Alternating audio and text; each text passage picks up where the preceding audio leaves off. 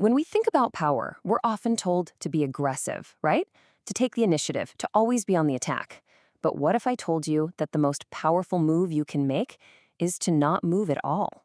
Today, we are diving deep into one of the most counterintuitive and, frankly, most potent principles of strategy. Just think about it for a second. In your career, in negotiations, maybe even in your personal life, do you ever feel like you're constantly on the defensive? Just reacting to emails, putting out fires, and just responding to what everyone else is doing? It's exhausting, isn't it? And, well, it's a position of weakness. Because the second you react, you're not playing your own game anymore. You're playing someone else's, by their rules. You've given up control of the pace, the timing, and the terms of the fight. So the real question becomes, how do you stop reacting and start directing? And this brings us to a huge, fundamental shift in how we think about strategy. It's the difference between chasing power and attracting it. It's the difference between being a pawn on the board and being the hand that moves all the pieces. So you've basically got two types of players here. On one side, you have the reactive player. They're all frantic energy, running on impulse. They chase, they lunge, and honestly, they just burn themselves out.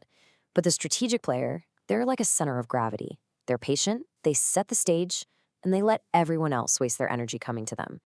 This brings us to what I like to call the gravity principle. It's a concept that completely flips our normal ideas about power right on their head. Now, this principle is laid out so powerfully in Robert Greene's masterpiece, The 48 Laws of Power. It's a book that basically distills thousands of years of strategic thinking into these clear, actionable rules for just navigating the world. And here it is, Law 8 itself. The core idea here is all about control. Think about it. When your opponent moves toward you, they're entering your territory. They're playing by your rules. They have to abandon their own plans just to react to yours. And by luring them with what Greene calls fabulous gains, the promise of something they really, really want, you end up dictating the entire game. You hold all the cards. Okay, so why is this so darn effective? Why would people just willingly walk right into a trap? Well, the answer isn't some complex strategy. It's actually simple, predictable human psychology. Let's break it down. See, this law works because it pretty much weaponizes your opponent's own emotions against them. We are all driven by these powerful, sometimes unconscious desires. We're impatient, we can be greedy. Our egos are constantly whispering to us that we're smart enough to snatch the prize and get away with it. So when you dangle the right beat, you completely bypass their rational mind and speak directly to these raw, primal drives. And this analogy just illustrates the dynamic perfectly. The aggressive action is the fly, right? It's buzzing around chaotically, wasting a ton of energy. But the effective action, that's the spider. It invests its energy up front, patiently, carefully building a web, and then it just waits for its target to come to it.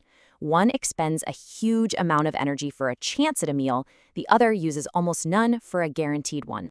This quote from the source really gets to the heart of the strategic advantage here. It isn't just about getting what you want. It's about making your opponent totally forget what they wanted, their goals, their timelines, their carefully laid plans. All of it just becomes irrelevant the moment they decide to react to your bait. Okay, so the theory and the psychology makes sense, but let's get practical. How do you actually build this into something you can use, whether you're in a business negotiation or, dealing with a personal rivalry? Setting the trap really boils down to 3 critical steps. First, you've got to do your homework. What does your target truly crave? Is it money, recognition, a promotion? That's your bait. Second, you have to position yourself as the gatekeeper to that desire. They have to believe the only way to get what they want is through you. And third, and this is the hardest part for most people, you wait. You have to master your own impatience and let their desire and their anxiety do all the heavy lifting for you. This slide gives us a really simple but powerful way to think about it. On one side, you've got the mindset of the spider. Calm, strategic, always focused on the long game. And on the other, the mindset of the fly. Emotional, reactive, always chasing that quick win. Every single interaction you have is a choice between these two paths. So, what's the big payoff for all this patience and control? Well, the rewards go way beyond just winning a single fight. Mastering this law fundamentally changes your position in any power dynamic. The rewards for mastering this are huge. You force others to play on your home turf, where you know every inch of the terrain. You save your energy while they completely exhaust theirs. You use their own impatience and frustration to keep them constantly off balance. And ultimately, you're not just playing the game anymore, you're controlling it. You hold all the cards. This is one of the most powerful lines in the entire book because it just shatters a core assumption that so many of us have about power. We see aggression and we mistake it for strength. We see all this frantic activity and we mistake it for progress. But true effectiveness, well, that often looks like stillness. It looks like patience. It looks like waiting for the perfect moment to act, or even better, letting others act for you.